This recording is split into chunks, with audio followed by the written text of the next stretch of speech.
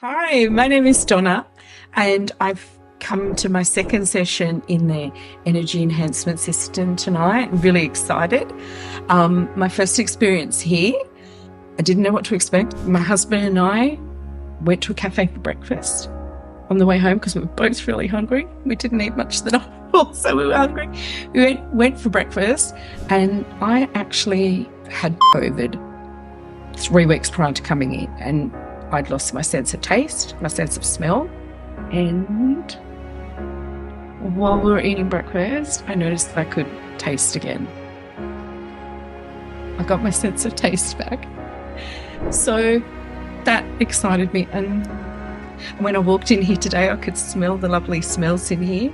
I just can't support this enough. I think this is just wonderful, and I just wish everybody had access to it because it's a great tool.